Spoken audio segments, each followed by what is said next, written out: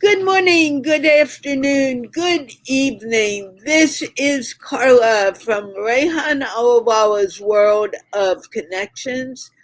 And most importantly, now I am acting as the Minister for English Literacy for the Insan Party, which means humanity.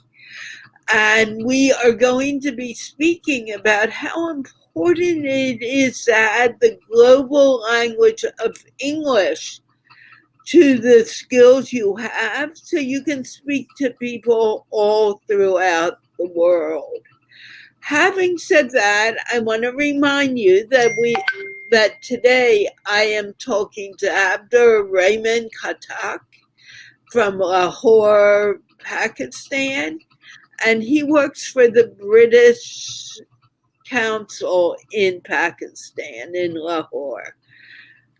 Now that you know that, I want to remind you that this show, like all of my shows, is sponsored by the Institute of Peace, which is an online organization promoting peace one conversation at a time. Abdur Rehman, can you please introduce yourself? Thank you so much, Carla. Thank you so much for having me once again. And hello, everyone. I hope you're all doing fine.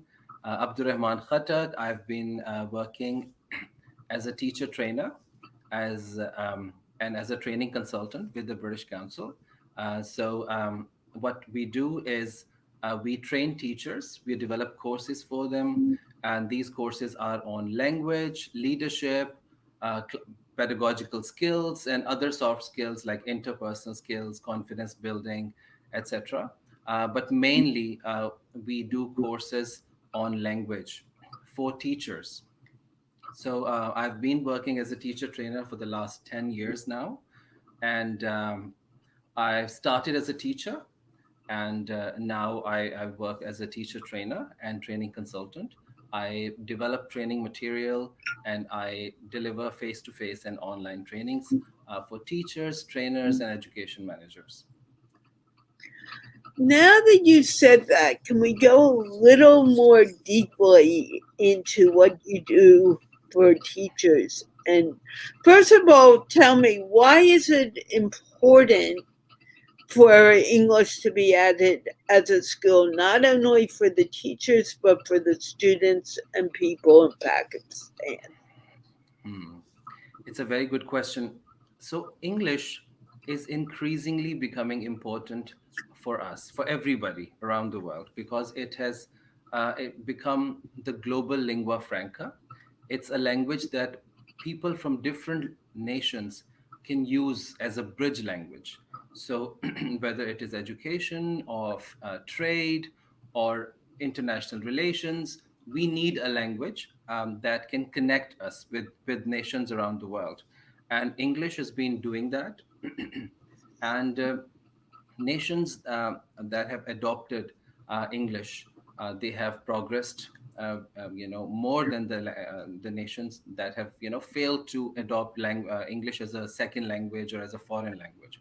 So no nation can grow without other nations. So we can't live alone as an individual in a society as well. We can't survive without other people.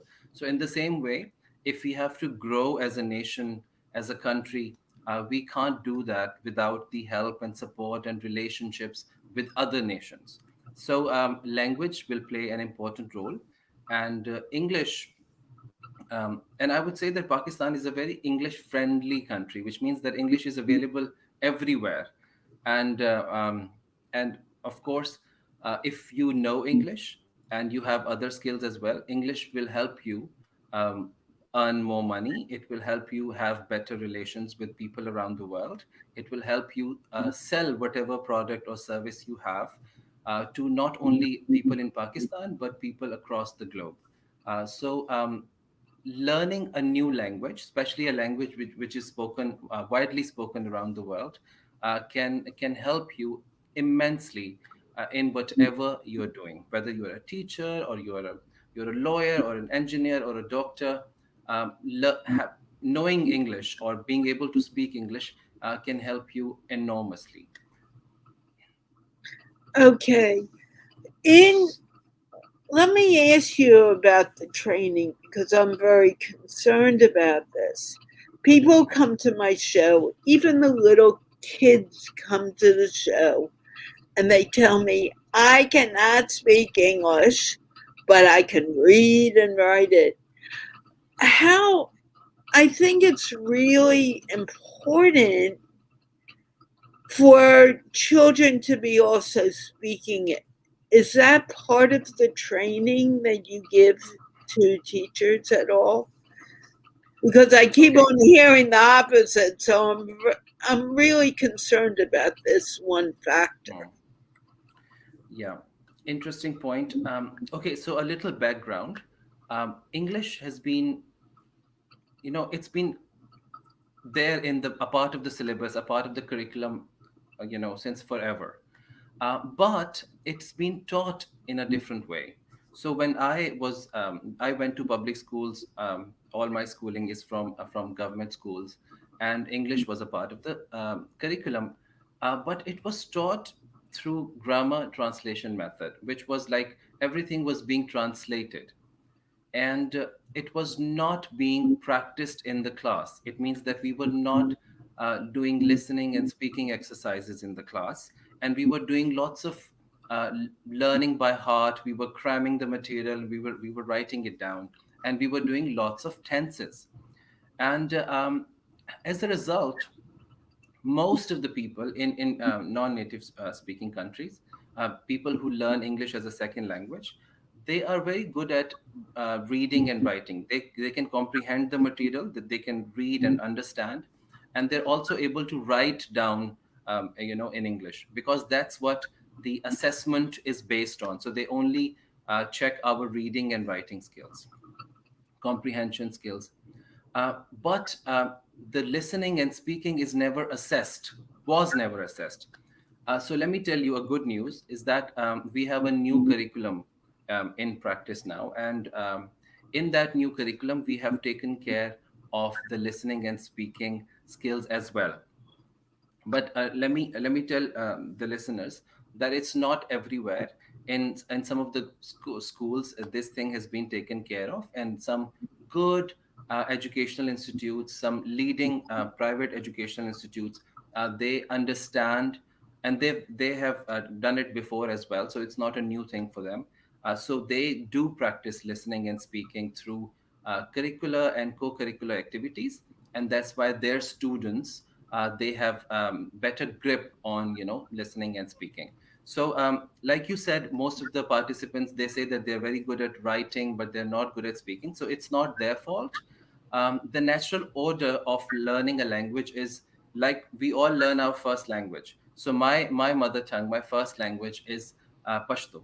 I was born in a family where both my parents, they were Pashto speaking, and we were also speaking Pashto, and I learned it through listening. So I listened to it first, like a child does, and then I started speaking, and I made some mistakes, and the mistakes were being corrected by my siblings and my parents, and that's how I learned English, through practice. I didn't learn any grammar, I didn't learn any tenses. I was not asked to read and write or cram a lot of material, and I became fluent in Pashto.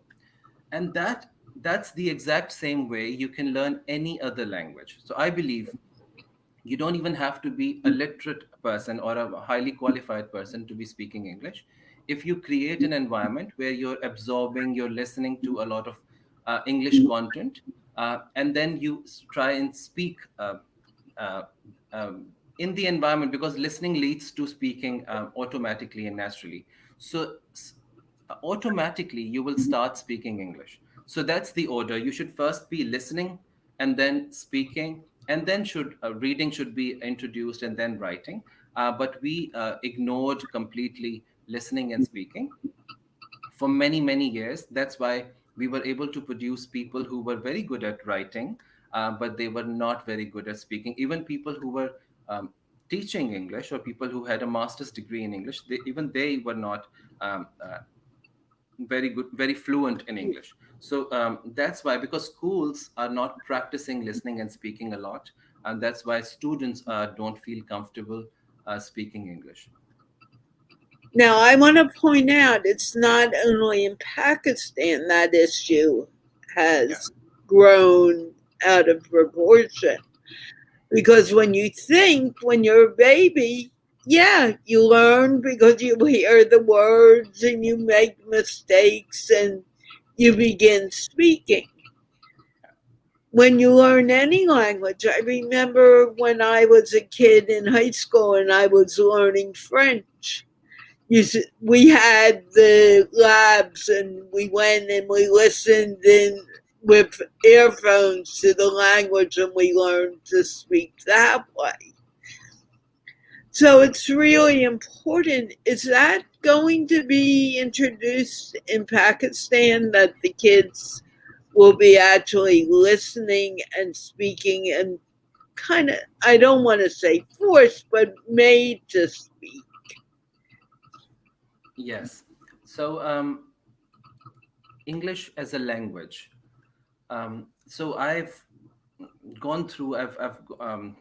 briefly gone through the new curriculum of English, and assessment techniques are being challenged and they're being revised. So previously, only reading and writing was being assessed. But now the students' participation in the class will also be assessed, and teachers will be encouraged, and they are being encouraged through the new curriculum to do the student-centered and activity-based activities in the class. So whatever they'll be preparing, they'll be practicing it in the class as well. And I hope that through this, the old grammar translation method and cramming of the content will be replaced, and students will be able to speak language through direct method. So all languages are learned directly. I usually quote this example. I usually share this example with all of my learners, that one of my childhood friends who couldn't continue his studies and he had to start working earlier. So I moved to Lahore, and then when I went back to my hometown and I met him after many years, and he could easily speak English. He was very fluent in English actually, and I was a bit surprised. And I asked him. He was talking to me in English, and he had never been to school, and so he told me that he went to UAE for a job. So he was working as a taxi driver, and there all of his clients, his customers, they were talking to him in English. And even his boss, he was a foreigner, and he was also a native speaker. So because he had this environment of English speaking, so he learned English. So he didn't have to go to a language center, a coaching center, where he was bombarded with a lot of information, and he didn't have to learn many tenses, and he didn't have to cram a lot of material. All he did was he started picking up the language which was all around him. So he started paying more attention, and he started listening carefully, and then he started speaking. So speaking happens naturally, it happens automatically when you start creating an environment around you which is English friendly. So what I say to my learners is that you don't even have to um, force the material or English language on you. You can pick the material yourself. For example, if you're interested in news, so you can start watching English news. If you're into music, you can start listening to English music. And if you watch movies, so you should start watching Hollywood movies, English movies. So they can choose the material themselves. Even we, because I teach English as well. Um, so we provide them a list of material as well, but they can pick and choose according to their taste. So we believe that in English language learning, the learner preference or learner style is very important. So they should not be forced to do something which is not their preference or their style. So keeping in mind their learning style and keeping in mind their preferences, they can choose the material, and they can then start speaking English, and it happens naturally. We believe that language learning, there's a term acquiring language or picking up language. So it's not like there is something that you write on the board and students will cram it and they will start speaking English, but it would never happen. The teacher has to provide the environment, and the students will start picking up language. They will start acquiring language. So no, it's a very common phenomena in Punjab, that because it's a very multilingual region. There are different cultures and people speak different languages. So we all have some neighbors or people around us or some students in the class who speak a different language. So even when we have neighbors who speak a different language, we tend to pick up some words from their language because we keep listening to it. So because students are aware of this phenomena, that if a language is available to you around you in your neighborhood, or you start picking it up. So if you create an English language friendly environment, of course you will start picking it up as well. And then there are techniques that teachers can share with you, that can speed up this process of where you can pick up the language more quickly. So that's what we do. That's what I do on the daily basis. I help professionals and students and especially teachers learn language. And we have done courses, like 2 week courses, and we have done monthly courses and bi-monthly courses. We have 2 months courses, and we have also done a 3-day course. So and I see that there's a clear difference, even if the teachers are with you for 3 days. Even and when they start with you, they have low confidence and they're not able to speak and they're hesitant, etc. And when they're leaving at the end of the third day, they can at least introduce themselves and they're at least ready to start speaking. So the more time you give, the better. And fluency comes with time. And let me tell you, many one important factor which all learners should consider is that we shouldn't worry about making mistakes, because Mm, my favorite point. Go on to it. Go on yes. to it.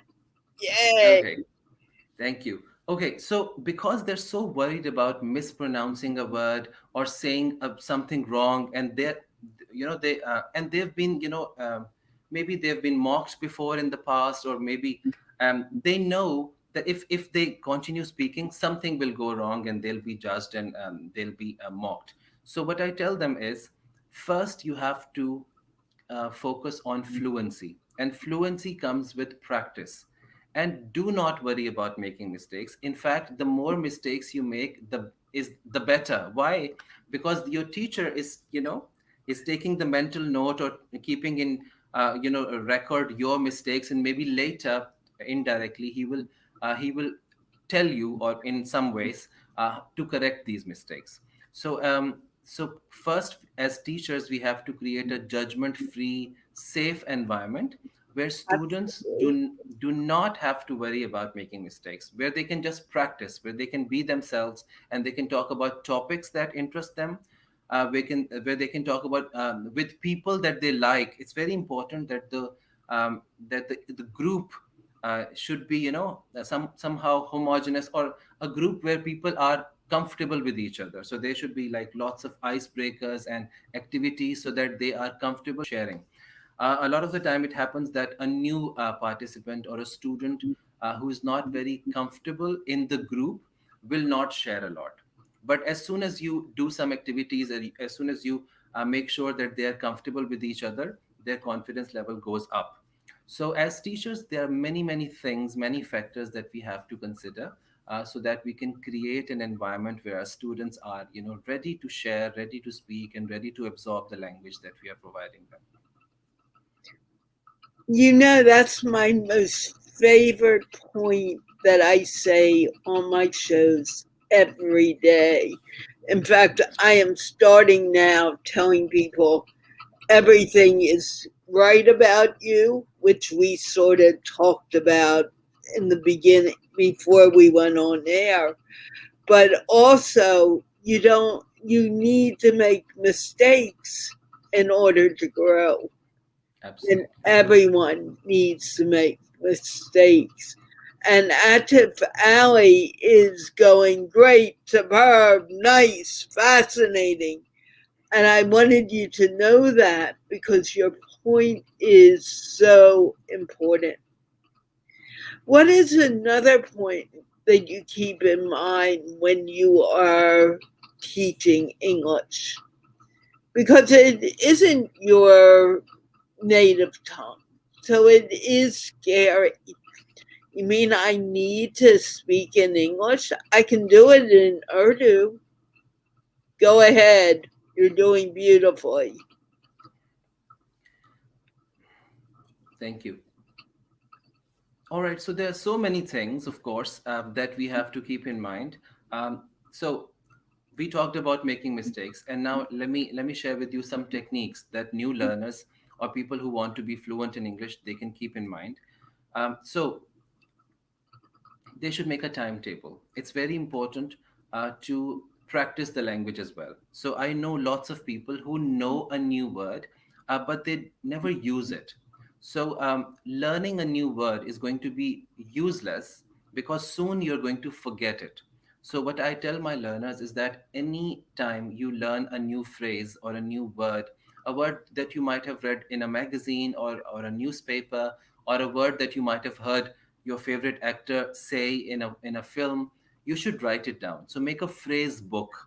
You should have a phrase book where you can write down the words. Now there are apps available that you can download and you can write down, or you can make list of those words. There are dictionaries available that can further explain the word and tell you the usage of the word as well. And then you have to keep you have to keep revisiting your list. So the more you visit this list, um, the easier it will be for you to start using that word. So because you're not visiting the word again and again, because you're not trying to use it with your friends or with your class fellows, or with your with other learners in the language class, so soon you can forget it. So this is one way you can improve your vocabulary as well. And let me tell you that a person who has passed 10th grade, I often say it to my learners, because they believe that because they don't have good vocabulary, they can't speak English. And I think it's not a good reason, or it's not a good excuse. Why? Because anyone in Pakistan, we have lots of words of in Urdu that are taken from English, right? And English is everywhere. I keep giving them examples of words in Urdu that are actually English words. So, and I tell them that you have right now the right vocabulary, and you can express yourself with the vocabulary that you have. So don't worry about the vocabulary. But if you do want to improve it, and which you should make a phrase book, and you should write down new words and phrases and idioms, and then you should start using it with your friends. And most of the people say that they don't have a partner, or they don't have a supportive friend that they can talk to, or anyone in their families. So what I tell them, something that I did in when I was growing up, because I didn't have many friends or family members who could talk to me in English. And in fact, and growing up, it was a rule in my home that we couldn't speak any other language, because my parents were so concerned about having this Pashto culture and the language. So they were every time we spoke English with each other, my sister and I, and they would always remind us to no, at home you can't speak any other language, you have to speak Pashto. So at school you can speak whatever language you want, but not at home. So so you can speak in front of the mirror. You can start thinking in English. So there are so many techniques, but I'll share a couple of techniques here. That we Most of the times we are with ourselves, and most of the times we are thinking, and we are talking to ourselves. So this self-talk can be in English. So with little exercises, I tell them how they can start talking to themselves in English. Okay, and whenever they have a free time, they can stand in front of the mirror, and they can practice all the new words that they have learned. They can maybe revise their whole day routine, and they can maybe make the next day plan. And this will be considered a wonderful practice that they've done with themselves. So even if you don't have a partner that you practice the language with, still you can have plenty of practice with yourself. And then there are different platforms available where you can find people who want to practice with you. There are platforms where there are people who want to learn your language and they want to teach you their language. So you can find that those platforms as well. Platforms such as yours, where you offer, free time and free coaching and free service where people can come and join you. And so if you're a good learner, if you have a good reason to learn English, you will definitely find something to practice. So and practice is the key. And that's what you're doing. I mean, what you're doing is so amazing because that's what I'm looking for. Someone Right. to give out those little tips that do not, they say, why do you need to say them? But when you say them, you make people more aware of the needs. Simple things will help you feel very comfortable speaking English. Um, Guys, this you really should become friends with this man. You can learn a lot from him. Of course, come to me, but you have another resource here. How many people have you spoken to in English on a regular basis now?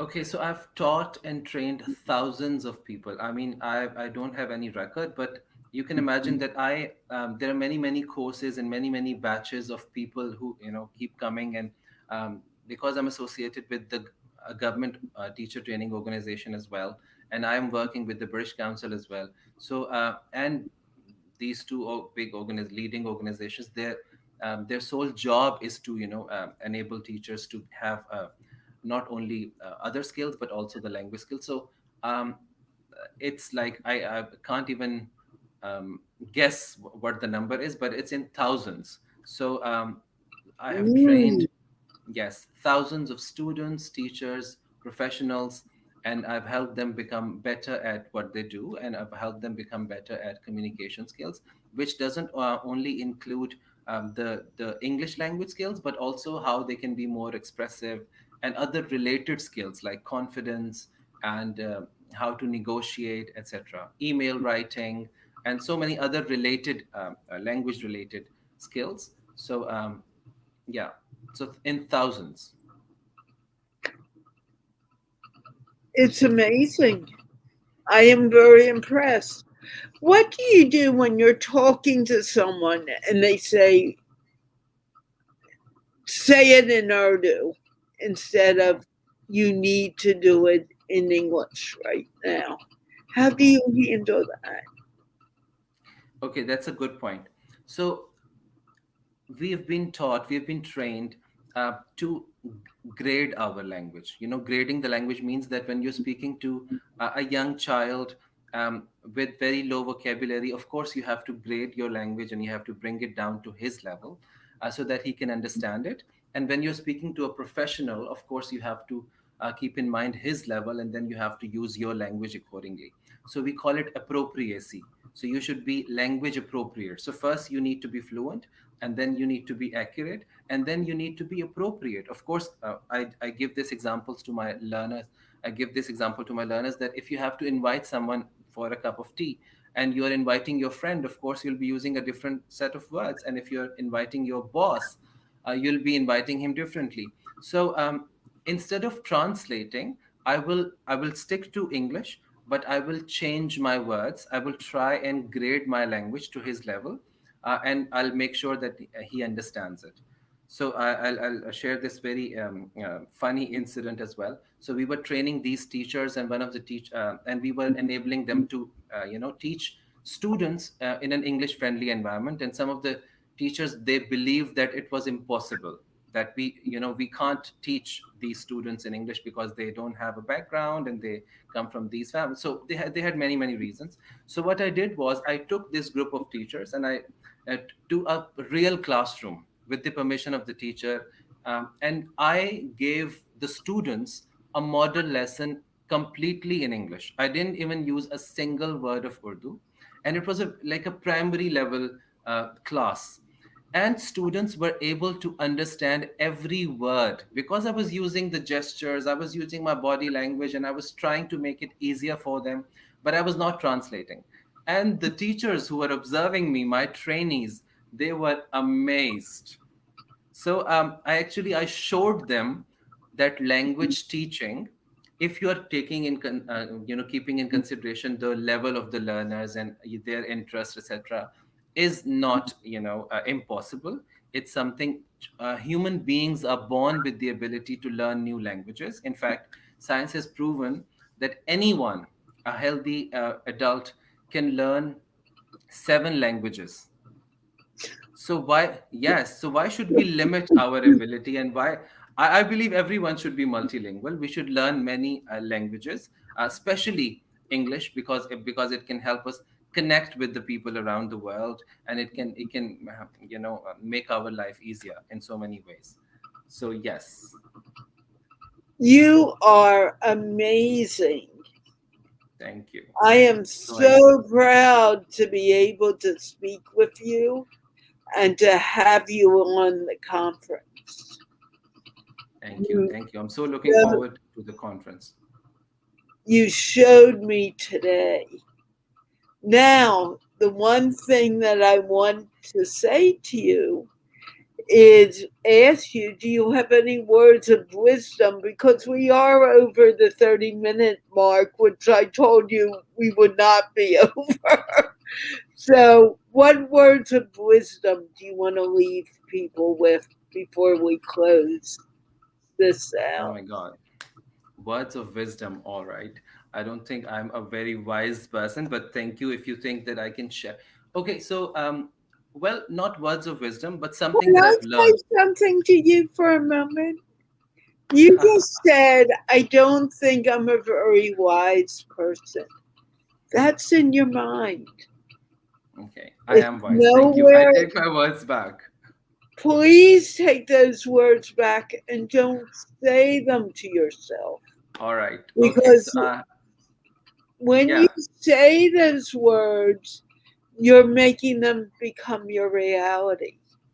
No, no, no. I was And just being modest. Okay, so no, quickly. Mhm, don't do that ever, ever again. Go on. I won't.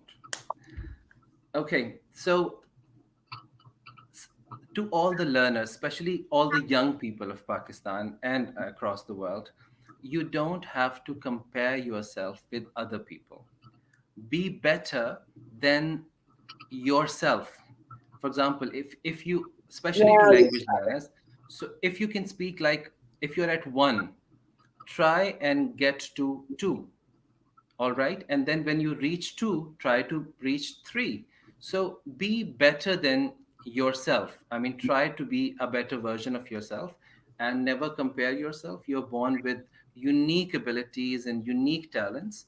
So try to find your talent and try to be a better version of yourself. I've seen many people who have done amazing in their lives, but they're not happy because they keep comparing themselves with other people. And people who compare themselves with with the past, or their achievements yesterday or the day before yesterday or last year, they are constantly reminded that they've done a good job and they're on the right track, and they are happier. So what I advise young people is that they should try and become the better version of themselves instead of comparing themselves to the other people. I agree with every word you said, but I want you to take one word out of your vocabulary. You Okay. cannot try to do anything, you can only do it. Think Yes. about when your son was learning to walk. It took Yes. him a few attempts to stand up.